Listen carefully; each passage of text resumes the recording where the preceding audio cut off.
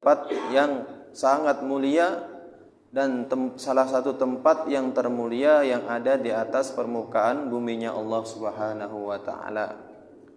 Mudah-mudahan hadirnya kita ataupun duduknya kita di tempat yang mulia ini mudah-mudahan diistiqomahkan oleh Allah Subhanahu wa taala, dan dengan sebabnya Allah Subhanahu wa taala merahmati hidup kita dan memudahkan hidup kita di dunia yang sementara ini maupun di akhirat nanti yang selama-lamanya. Amin ya rabbal alamin. Alhamdulillah, hadirin yang dimuliakan Allah Subhanahu wa taala, marilah kita lanjutkan lagi kajian rutinan kita mengenai tauhid dengan kitab Aqidatul Awam karya Sayyid Ahmad Marzuki. Bismillahirrahmanirrahim. Fallahu mawjudun qadimun baqi mukhalifun lil khalqi bil itlaqi wa qa'imun ghaniyun wa wahidun wa hayy qadirun muridun alimun bi kulli syai' sami'ul basiru wal mutakallimu lahu sifatun sab'atun tantadimu fa qudratun iradatun sam'un basar hayatunil ilmu kalamun istamar. Kita lanjutkan sifat wajib bagi Allah Subhanahu wa taala. Yang nomor 6 adalah wahdaniyah. Wahdaniyah ini maknanya Allah Subhanahu wa taala Maha Esa. Tidak ada Tuhan selain Allah Subhanahu wa taala. Tidak ada Tuhan selain Allah Subhanahu wa taala, dan mustahil ada Tuhan lain selain Allah Subhanahu wa taala. Allah Subhanahu wa taala ini Esa di dalam zatnya, Allah Subhanahu wa taala Esa di dalam sifatnya, dan Allah Subhanahu wa taala Esa di dalam af'alnya. Maksudnya apa? Allah Subhanahu wa taala Esa di dalam zatnya, maksudnya zatnya Allah Subhanahu wa taala tidak tersusun dari anggota ataupun tidak tersusun dari beberapa unsur, dan tidak ada zat di dunia ini yang sama ataupun serupa seperti zatnya Allah Subhanahu wa taala. Begitu juga Allah Subhanahu wa taala Maha Esa di dalam sifatnya.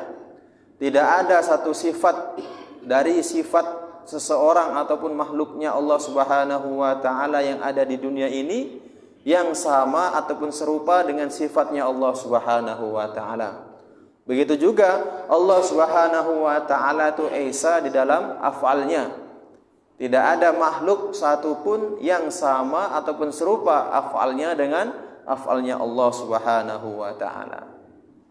Maka dalam Al-Qur'an dijelaskan seandainya lau kana fihima alihatun illallah la fasadata. Seandainya di langit atau di bumi ada Tuhan lain selain Allah Subhanahu wa taala, maka bumi ataupun langit akan hancur, Pak. Seandainya di dunia ataupun di langit ada Tuhan selain Allah Subhanahu wa taala, maka langit ataupun bumi akan menjadi rusak ataupun hancur. Kita perhatikan ya, Pak, jangan jauh-jauh. Kita perhatikan di Libya, negara Libya sekarang. Ada dua kubu yang sama-sama mengklaim pemerintahan di negara Libya. Apa yang terjadi? Negaranya porak-poranda, hancur, Pak. Setiap hari ada yang mati karena tertembak lah, terkena bom ataupun terkena roket.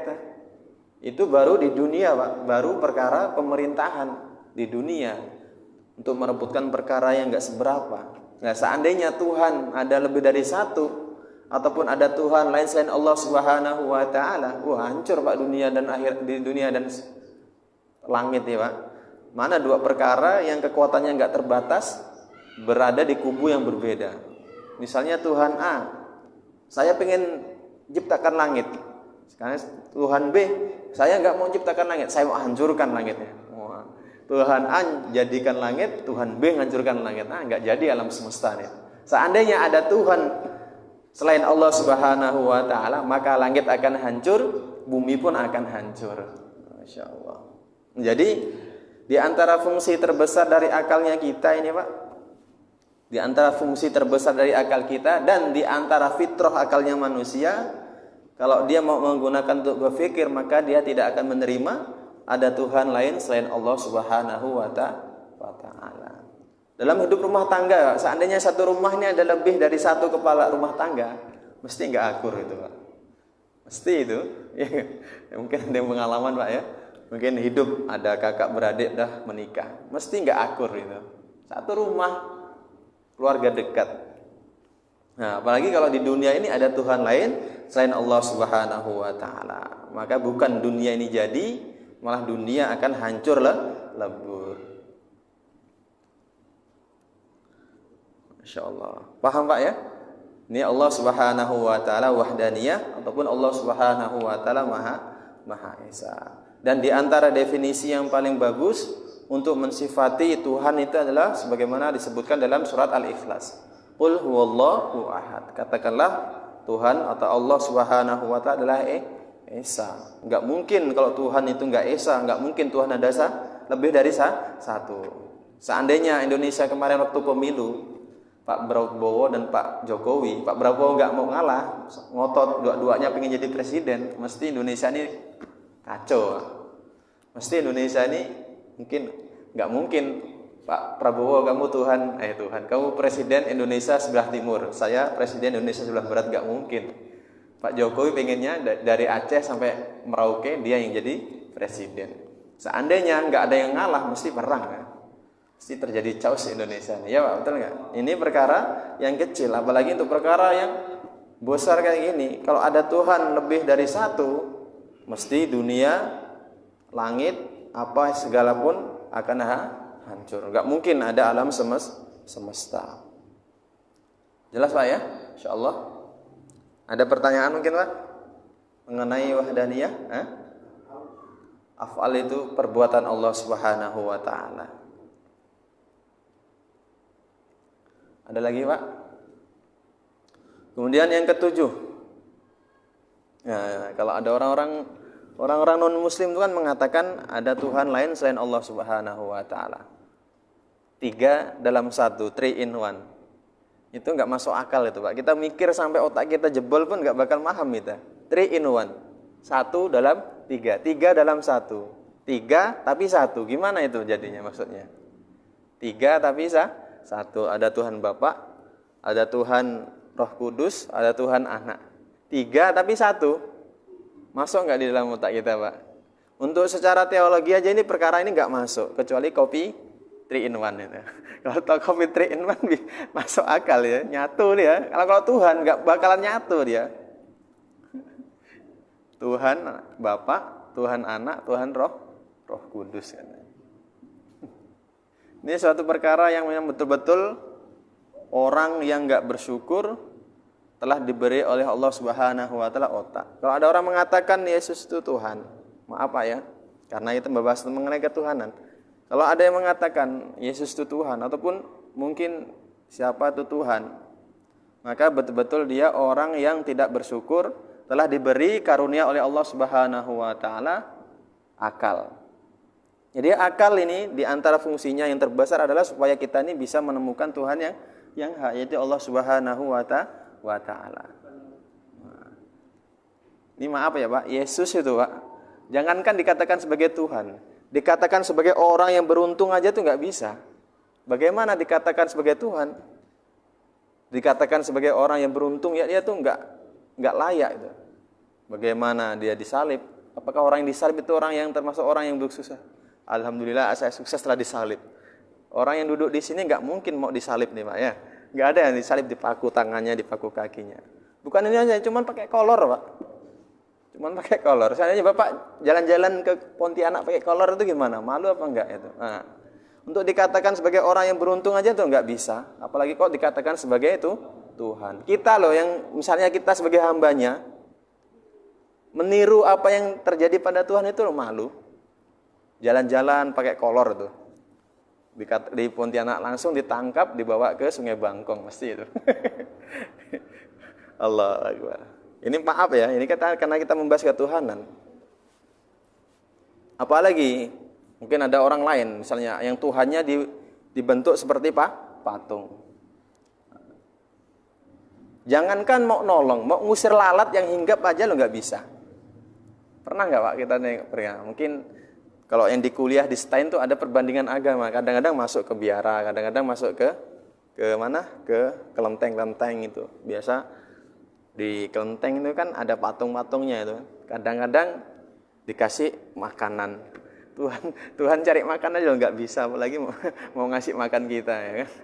Nah, kadang-kadang tuh karena udah berhari-hari itu sajiannya itu ada jeruk, kadang-kadang ada lalat habis singgah di situ lihat ke patungnya.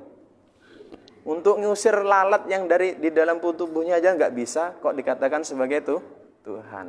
Maka kalau orang yang mengakui ada Tuhan selain Allah Subhanahu wa taala, dia benar-benar orang yang nggak bersyukur, telah dikaruniai oleh Allah Subhanahu wa taala dengan otak. Ya, jelas Pak ya? Kemudian kita lanjutkan. Kemudian sifat kebalikan dari wahdaniyah adalah ta'adud. Allah berbilang. Mustahil kalau Allah Subhanahu wa taala berbilang. Mustahil kalau Allah Subhanahu wa taala lebih dari satu. Makhluknya adalah cemburu Pak, apalagi itu Tuhan. Kita loh cemburu kalau misalnya istri lah. Istri kita ya cemburu kalau kita mungkin punya istri 2 atau mungkin punya istri 3 ya Pak Usman Goni ya. Istri kita ya cemburu, apalagi Tuhan. Masa ada Tuhan lain selain Allah Subhanahu wa taala. Maka dalam Al-Qur'an telah disebutkan Allah Subhanahu wa taala mengampuni seluruh dosa kecuali syirik, menyekutukan Allah Subhanahu wa taala dengan yang lain. Kemudian kalau enggak ada pertanyaan, kita lanjut. Sifat wajib bagi Allah Subhanahu wa taala yang nomor 7, qudrat. Allah Subhanahu wa taala maha kuasa. Allah Subhanahu wa taala maha kuasa dengan kekuasaan yang tidak terbatas. Dengan kekuasaan yang tidak terbatas. Berbeda dengan kita, Pak. Kita ini mungkin mempunyai kekuatan, tapi kekuatan kita terbatas. Kita bawa 1 kilo masih mudah, 2 kilo agak masih mudah, 3 kilo. Kalau kita bawa 100 kilo, itu sudah Masya Allah, sudah keberatan. Kalau kekuatan kita terbatas. Tapi kalau Allah Subhanahu wa taala enggak terbatas. Allah Subhanahu wa taala mewujudkan perkara yang kecil dengan perkara yang besar, itu bagi Allah Subhanahu wa taala itu sama. Enggak seperti kita. Kalau kita mungkin membawa 1 kilo mudah, tapi kalau membawa 100 kilo susah. Itulah kekuatan kita terbatas, tetapi kekuatan Allah Subhanahu wa taala itu enggak terbatas. Sebagaimana firman-Nya Allah Subhanahu wa taala, wallahu ala kulli syai'in qadir. Allah Subhanahu wa taala berkuasa atas segala sesuatu. Baik yang nampak ataupun yang enggak nampak, itu semuanya dikuasai oleh Allah Subhanahu wa taala. Yang kecil ataupun yang besar, itu Allah Subhanahu wa taala yang berkuasa. Seandainya Allah Subhanahu wa taala itu tidak berkuasa, enggak mungkin Allah Subhanahu wa taala menciptakan alam semesta raya ini yang sangat menakjubkan. Maka dalam penelitian itu diceritakan alam semesta ini yang baru bisa diketahui oleh manusia itu hanya berapa persen ya Pak? Baru berapa persen? Ya Pak dosen ya, enggak ada 10% dari alam semesta yang bisa diteliti oleh manusia. Ya, seandainya kalau Allah enggak berkuasa, enggak mungkin Allah Subhanahu wa taala bisa menciptakan alam semesta raya yang sangat menakjubkan. Bagaimana matahari dari zaman Nabi Adam dulu sampai sekarang enggak habis itu bahan bakarnya itu. Bahan bakarnya enggak habis. Bagaimana bulan berputar dari dulu sampai sekarang istiqomah ya. Tanggal 1 seperti bulan sabit. Nanti jadi tanggal 15 purnama besar ya. Seperti itu terus. Ketika siang datang, malam hilang. Itu semuanya atas kehendak dan kekuasaan Allah Subhanahu wa taala. Makanya kekuatan Allah Subhanahu wa taala tidak terbatas. Kalau seandainya kekuatan Allah Subhanahu wa taala itu terbatas, berarti Allah Subhanahu wa taala lemah. Kalau Allah Subhanahu wa taala lemah, enggak layak Allah Subhanahu wa taala sebagai itu Tuhan. Makanya Allah Subhanahu wa taala wajib mempunyai sifat kudrat yang kekuasaan Allah Subhanahu wa taala tidak terbatas dan tidak dibatasi. Kemudian sifat kebalikan dari kudrat adalah ajiz, lemah. Yang mana ajiz ataupun lemah itu mustahil bagi zatnya Allah Subhanahu wa taala. Kalau Tuhan itu lemah, Pak, enggak mungkin dia sebagai itu Tuhan. Sebagaimana dalam doktrin atau dalam dogma orang-orang Nasrani, kenapa Yesus itu dikorbankan? Kenapalah Yesus itu dikorbankan? Maka dikatakan dalam dogma mereka, Yesus itu dikorbankan karena untuk mengampuni dosa-dosa manusia. Bagaimana Tuhan mau mengampuni dosa hambanya kok harus berkorban dulu? Dianya harus mati dulu, baru dosa hambanya bisa terampuni. Berarti dia kan lemah. Kalau perkara yang lemah, nggak mungkin dia itu sebagai Tuhan. Itu Pak, dalam dogma orang-orang non-muslim atau dogma orang Nasrani, Yesus itu dikorbankan, dibunuh, disalib, itu untuk mengampuni dosa manusia.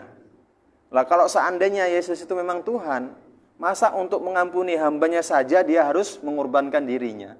Harus mati dulu, baru hamba-hambanya dosanya diampuni. Berarti itu kan lemah. Kalau lemah, nggak layak jadi itu Tuhan.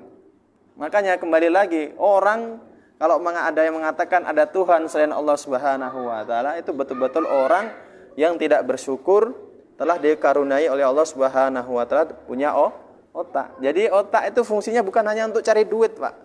Bukan hanya untuk cari istri. Bagaimana istri saya tambah satu lagi ya. Mungkin saya tambah bahagia. Tapi fungsinya otak kita tuh supaya kita tuh tahu Tuhan dan kita menemukan Tuhan. Insyaallah Pak ya. Ada pertanyaan Pak? Mengenai sifat kudrat? Ada pertanyaan Pak? Jelas ya? Kebalikan dari sifat kudrat tadi apa Pak? Ajiz, lemah. Enggak mungkin Allah Subhanahu wa taala lemah. Karena maha kuasanya Allah, kalau kita berbuat dosa, kita meminta ampun, Allah langsung ampuni dosa kita. Enggak perlu Allah mati dulu, berkorban dulu mati, baru dosa kita diampuni. Itu karena maha kuasanya Allah. Masya Allah. Bahkan seandainya dosa kita sebanyak buih di lautan, dengan sholat sunnah 4 rakaat sebelum asar, sebagaimana disebutkan dalam kitab Majarrobeh, maka Allah Subhanahu wa taala akan ampuni dosa kita walaupun sebanyak buih di lautan. Enggak perlu Allah mati dulu supaya dosa kita diampuni. Allahu akbar. Insyaallah Pak ya, jelas Pak ya. Allah Subhanahu wa taala maha kuasa. Kemudian sifat wajib yang ke-8. Sifat wajib ke-8 bagi Allah Subhanahu wa taala adalah iradah. Iradah artinya Allah Subhanahu wa taala maha berkehendak dan tidak ada seorang pun yang bisa menghalangi kehendaknya Allah Subhanahu wa taala. Segala sesuatu yang terjadi di dunia ini sesuai dengan kehendaknya Allah Subhanahu wa taala. Baik itu sesuai dengan nafsu kita ataupun tidak sesuai dengan nafsu kita, semuanya sesuai dengan kehendaknya Allah Subhanahu wa taala. Kalau nafsu kita, mungkin kita ini pengen jadi orang kaya, tapi Allah berkehendak lain. Kamu ini pantasnya jadi orang miskin. Mungkin kalau kamu jadi orang kaya, kamu sombong kepada manusia. Maka Allah berkehendak jadikan kita sebagai orang miskin. Ataupun mungkin sebaliknya, kita pengennya jadi orang miskin, tetapi Allah berkehendak kita jadi orang kaya. Ya nggak bisa kita menghalangi. Walaupun seluruh orang di dunia berusaha menolong kita, kalau Allah Subhanahu wa taala berkehendak sebaliknya, maka nggak ada satupun yang bisa menolong kita. Ataupun sebaliknya, seluruh dunia ini berusaha menghancurkan kita, tapi kalau Allah Subhanahu wa taala berkehendak sebaliknya, maka walaupun seluruh dunia mau menghancurkan kita juga nggak bisa. Itulah iradahnya Allah Subhanahu wa taala. tidak terbatas dan tidak dibatasi. Kalau kita ini berkeinginan, kadang-kadang kita berkeinginan, tapi keinginan kita nggak sampai, karena keinginan kita ataupun iradah kita ini terbatas. Keinginan kita terbatas, Pak. Keinginannya pengen istri 4, tapi kadang-kadang nggak tercapai, 2 aja nggak tercapai ya. Iradah juga itu namanya, Pak. Berkehendak. Kita berkehendak. Tapi kalau kita nih jatuhnya aslinya bukan berkehendak, lebih banyakan ke angan-angan. Jadi kalau Allah Subhanahu wa taala berkehendak, apa yang dikehendaki Allah Subhanahu wa taala pasti jadi dan nggak mungkin nggak jadi. Nanti kalau ngajinya jangan dimasukkan YouTube ya Pak dosen ya. Bisa kena pasal nanti saya masuk penjara saya kan. Ini pasal apa namanya? Apa namanya kalau biasa orang kena masalkan gitu? Penistaan agama. Jangan, Masya Allah. Allah Akbar. Allah Subhanahu wa taala Maha berkehendak, dan kehendaknya Allah Subhanahu wa taala itu tidak ada bisa yang menghalangi. Enggak ada yang bisa menghalangi kehendaknya Allah Subhanahu wa taala. Sebagaimana firman-Nya Allah Subhanahu wa taala, "Qul faman yamliku lakum minallahi syai'a in arada bikum dharran aw arada bikum naf'a bal kana Allah bima ta'maluna khabira." Surat Al-Fatah ayat 11. Katakanlah, maka siapakah gerangan yang dapat menghalang-halangi kehendaknya Allah jika dia menghendaki kemudaratan bagimu? Allah Subhanahu wa taala berkehendak kita ini celaka, maka seluruh orang di dunia pun gak akan bisa membantu kita. Ataupun sebaliknya, kalau Allah berkehendak kita ini sukses, maka gak ada satu orang walaupun seluruh dunia bergabung untuk mencelakai kita. Allah juga berfirman, innama amruhu idza arada syai'an ayyakula lahu kun fayakun. Kalau Allah Subhanahu wa taala berkehendak sesuatu, maka Allah Subhanahu wa taala tinggal mengatakan kun, maka apa yang dihendaki Allah Subhanahu wa taala pun jadi. Bahkan kalau dalam kitab Ummul Barahin itu dicerangkan, bahkan Allah Subhanahu wa taala kalau berkehendak terhadap sesuatu, Allah Subhanahu wa taala enggak berhajat dengan kata-kata kun. Apa yang dihendaki oleh Allah Subhanahu wa taala kemudian diketahui oleh Allah Subhanahu wa taala, maka dengan kudratnya Allah Subhanahu wa taala perkara itu langsung jadi. Jadi Allah Subhanahu wa taala pun enggak berhajat, atau Allah Subhanahu wa taala enggak butuh dengan kata-kata kun. Kalau apa yang ingin diketahui Allah kemudian dikehendaki oleh Allah, maka dengan kekuasaan Allah Subhanahu wa taala langsung perkara itu jadi. Perkara itu jadi. Jelas Pak ya? Ada pertanyaan mungkin? Ya. Bismillah, Ustaz, langsung saja terkait bahwa Allah berkehendak atas segala sesuatu dan maha kuasanya Allah. Jadi bagaimana sampai tolak ukur ikhtiar kita sebagai seorang manusia terhadap beberapa perkara seperti perkara rezeki, jodoh dan sebagainya, itu sampai mana dan sebagaimana susah ikhtiar kita sebagai manusia itu? Bagus nih pertanyaannya nih. Masya Allah. Sebagaimana telah disebutkan dalam hadis di dalam kitab Arba'in Nawawi, untuk perkara jodoh, mati, rezeki itu sudah ditakdirkan oleh Allah Subhanahu wa taala. Tetapi kalau dalam akidah Asy'ariyah, walaupun mati, jodoh, rezeki itu sudah ditakdirkan oleh Allah Subhanahu wa taala, tapi untuk mendapatkannya kita harus menjemputnya. Jadi seperti tadi, sampai sebatas mana kita harus ikhtiar mungkin di dalam mendapatkan rezeki ataupun di dalam mendapatkan jodoh. Sebatas mana? Sebatas kemampuan kita. Jangan dipaksakan apa yang di luar dari kekuasaan kita. Misalnya nih mudahnya, kita pengen punya mobil, tapi kita mampunya motor, ya jangan paksakan kita untuk mendapatkan mobil. Jelas lah ya? Mampunya kita motor, jangan paksakan diri kita untuk mendapatkan mobil. Ataupun sebaliknya, mampunya kita istri satu, jangan paksa kita istri dua. Nanti bukan 1 tambah 1 2, bisa 1 tambah 1 jadinya 0. Nah. Ini beda ini Pak. Kalau masalah itu kadang-kadang 1 tambah 1 bukan jadi 2, 1 tambah 1 jadinya 0. Saya ada pengalaman. Bukan saya sih tapi 1 tambah 1 malah jadinya 1. 1 tambah 1 jadinya 0, ada itu. Allah. Jadi mengenai ikhtiar kita itu ikhtiar semampunya kita yang sesuai dengan perintahnya Allah Subhanahu wa taala dan juga sesuai dengan yang dikehendaki oleh baginda Rasulullah sallallahu alaihi wasallam. Kita ikhtiar, jangan sampai dengan ikhtiar kita itu melupakan apa yang telah diperintahkan oleh Allah Subhanahu wa taala dan apa yang telah dilarang oleh Allah Subhanahu wa taala. Rezeki, contohnya rezeki, Pak. Kita rezeki harus ikhtiar, Pak. Rezeki enggak mungkin datang, Pak. Kecuali makom kita makom tajrid.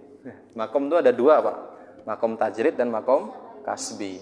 Kalau makom tajrid, kita enggak kerja pun rezeki datang. Kalau makom kasbi, kita untuk mendapatkan rezeki harus kerja. Harus kerja. Nah, seperti tadi itu. Kalau memang kita ini apa ya? Pengen dapatkan rezeki dari Allah Subhanahu wa taala, ya kita harus menjemputnya. Harus menjemputnya. Jangan sampai dengan sebab kita menjemput rezeki dari Allah Subhanahu wa taala sampai kita melalaikan apa yang telah diperintahkan oleh Allah Subhanahu wa taala. Contohnya orang azan asar, Allahu akbar, Allahu akbar. Nanggung nih. Sikit lagi ini. Nanggung. Nah, itu berarti ikhtiar kita sudah menyalahi dari apa yang telah digariskan oleh Allah Subhanahu wa taala. Ataupun dengan sebab kita ikhtiar mencari rezeki, ikhtiar dalam menyebut rezeki sampai melanggar dari batasan Allah, mengambil perkara yang haram. Mungkin kita dijadikan apa gitu, ya, dana dari atas 100 masuk kantong 20 tinggal 80. Nah, ini juga enggak sesuai dengan ketentuan ikhtiar. Nah, insyaallah ya, Bang. Jelas, Bang? Jelas? Nah, jadi ikhtiar kita ini sesuai dengan kemampuan kita yang tidak melanggar dari batasan-batasan Allah Subhanahu wa taala. Begitu juga dengan jodoh. Ini jodoh nih sekarang. Jodoh itu enggak pacaran pun kalau kita memang jodoh datang kepada kita, Pak. Ataupun sebaliknya, walaupun kita pacaran kok memang bukan jodoh kita, tak lari gunung dikejar. Nah, tak lari gunung dikejar. Gunung di depan mata nggak bakal lari, Pak. Memang kalau dia udah jodoh kita, nah, tapi kita harus ikhtiar, harus kita jemput. Jemputnya apa? Bukan dengan pacaran, jemputnya dengan datang ke orang tua. Datang ke orang tuanya, bukan dengan di pacaran. Kalau memang jodoh kita, insya Allah orang tuanya Allah buka hatinya untuk menerima kita. Contohnya saya, Pak, sebelum saya nikah dengan istri saya ikhtiar banyak kali, Pak. Enggak hanya satu perempuan, ya. Banyak, anaknya kiai 2 kali saya di Jawa sana. Memang bukan jodoh. 5 kali saya datang ngelamar. Bapaknya mau, anaknya enggak mau. Datang lagi anaknya Kiai Abdurrahman. Saya masih ingat nama-nama ayahnya tuh. Yang pertama Kiai Muhsin, yang kedua Kiai Abdurrahman. Anaknya mau, bapaknya mau, tapi disuruh nunggu setahun. Disuruh nunggu setahun. Anaknya mau khidmat dulu di pondok, hafizah Al-Quran. Tapi memang bukan jodoh. Allah enggak beri kekuatan saya untuk nunggu setahun. Enggak jadi. Kemudian lagi satu, anaknya mau, ini enggak terbalik dari yang pertama. Yang pertama bapaknya mau, anaknya enggak mau. Ini yang ketiga, anaknya mau, bapaknya enggak mau. Nah. Allahu Akbar. Nah, yang keempat inilah memang jodoh saya. Saya nggak kenal sama istri saya nggak kenal, nggak pernah nengok wajahnya. Langsung saya datang lamar ke bapaknya. Setelah itu saya baru nyesal. Waduh, nanti kalau giginya tonges gimana ya? Allah Akbar. Saya lamar dulu, baru saya tahu fotonya istri saya itu. Tapi setelah lamar tuh saya nyesel juga, Pak. Ya Allah, nanti kalau tongos gimana? Kalau giginya keluar gimana? Atau kalau bibirnya gimana? Sumbing gimana? Ternyata enggak sesuai, Pak. Alhamdulillah. Kadang-kadang itu namanya ikhtiar. Ikhtiar itu enggak boleh pakai perkara yang melanggar dari batasan-batasan yang telah ditetapkan oleh Allah Subhanahu wa taala. Berapa banyak orang yang pacaran bertahun-tahun memang bukan jodohnya. Jodohnya orang, menjagakan jodohnya orang.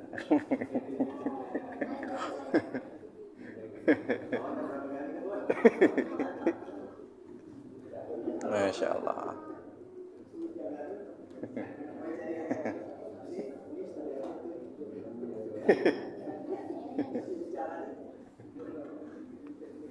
Allah Akbar. Dulu waktu ini cerita pribadi Pak ya, biar agak-agak seru sedikit.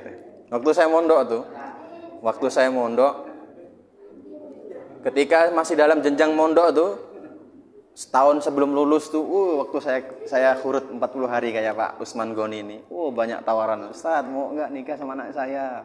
Ada 10 saya hitung tuh yang nawarin saya tuh. Sekali saya setelah saya wisuda, hilang semua yang 10 tuh Pak. Didatangi malah ditolak. Allah Akbar. Kadang-kadang tuh tawaran-tawaran seperti itu tuh ujian kita untuk mondok. Karena saya punya kawan. Ketika keluar 40 hari, pas dia lagi safari dalam dakwah itu, adalah tawaran tuh. Tawaran. Mau enggak sama anak saya udah hafiz Al-Quran. Maka dia semangatlah pulang, izin sama kiai mau kerja supaya punya mahar untuk ngelamar sih. Kerjalah dia kan, udah diizinkan kiai, nggak selesai mondoknya, baru setengah jalan, baru 4 tahun, kerjalah dia. Setelah kerja dapat duit, datang, anaknya nggak mau, bapaknya pun jadi berubah pikiran nggak mau, akhirnya nggak jodoh. Kadang-kadang mondok tuh ada ya itu, Masya Allah. Allah Akbar. Nggak selesai gara-gara wanita, Masya Allah. Wanita itu kelihatannya lemah loh, tapi kuat itu. Kelemahannya dia jadi kekuatannya. Masya Allah. Jadi ilmu mengenai wanita itu nggak sederhana. Berbeda sama laki-laki, Pak ya. Laki-laki itu mudah untuk mempelajarinya itu. Tapi kalau wanita itu Masya Allah. Maka banyak yang menikah kemudian cerai.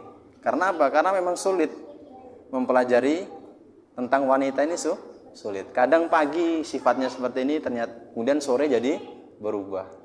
Yang punya istri ini udah paham dah Pak ya. Kadang-kadang sorenya begini, paginya udah berubah. Masya Allah, wanita ini ajib Pak ya. Ajib. Allah Subhanahu di antara hikmah, kenapa Allah jadikan wanita ini dari tulang rusuk? Supaya hikmahnya apa? Supaya wanita itu jadi partner kita dalam agama, partner kita di dalam usaha mencari ridhonya Allah Subhanahu wa taala. Wanita bukan dijadikan dari kepala. Kenapa? Wanita memang bukan untuk jadi pemimpin. Wanita juga bukan dijadikan dari kaki. Yang supaya apa? Supaya kita bisa menginjak-injaknya, bukan. Jadi wanita itu bukan jadikan pembantu untuk rumah kita, tapi wanita itu dijadikan sebagai partner di dalam rumah tangga untuk mendapatkan ridhonya Allah Subhanahu wa taala. Terkadang itu kan ada, Masya Allah, suami yang kurang baik dengan istrinya jadi kayak pembantu.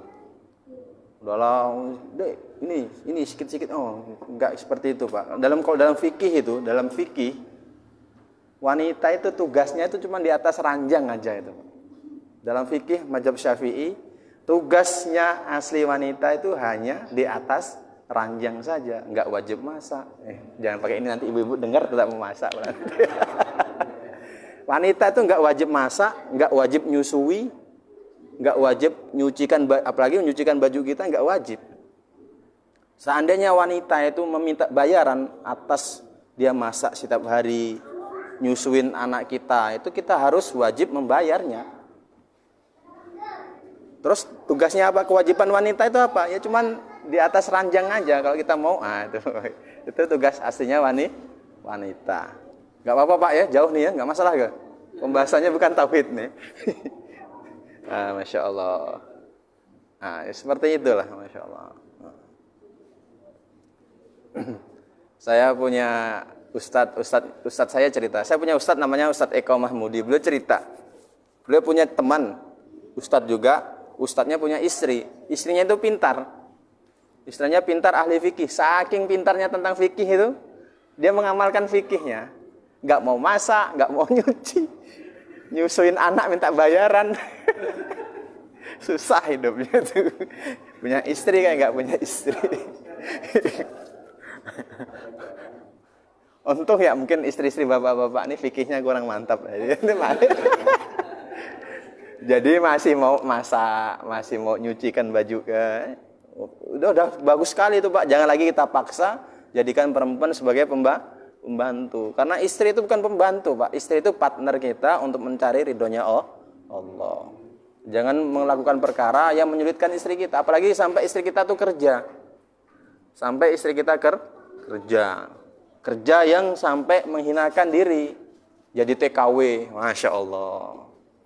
Gimana? Suaminya di rumah, istrinya TKW kemana itu, Masya Allah. Itu nggak bagus tuh Pak ya. Ya semampunya, makanya gaya hidup tuh harus sesuai. Jangan sampai besar pasak daripada tiang. Penghasilan kita 2 juta misalnya sebulan, ya sesuaikan dengan penghasilan kita. Jangan ikutin gengsi. Wah, beli baju harga 500.000. Wah, selap. Beli motor Ninja, Masya Allah, gaji sebulan 2 juta, anak 4. Waduh, Masya Allah. Jadi kita nih sesuaikan Pak, supaya hidup tuh hidup sesuai dengan yang diajarkan oleh Rasulullah. Supaya hidup kita itu tenang. Supaya hidup kita tenang. Cukup kok Pak? Cukup ya? Ada pertanyaan mungkin Pak? Maaf ya lah, agak melenceng sedikit dari pembahasan tauhid nih, Masya Allah. Supaya cukup gak Pak Usman Goni? Supaya ada waktu untuk sholat sunnah. Cukup ya? Mudah-mudahan apa yang kita kerjakan diridhai oleh Allah Subhanahu wa taala. Mudah-mudahan dengan sebab duduknya kita, Allah Subhanahu wa taala ampuni seluruh dosa kita, dosa orang tua kita, anak cucu kita, dan mudah-mudahan Allah Subhanahu wa taala kumpulkan kita semuanya di dalam surganya Allah Subhanahu wa taala. Subhanallah wa bihamdihi, subhanallah wa bihamdika, asyhadu an la ilaha illa anta, astaghfiruka wa atubu ilaik. Assalamualaikum warahmatullahi wabarakatuh.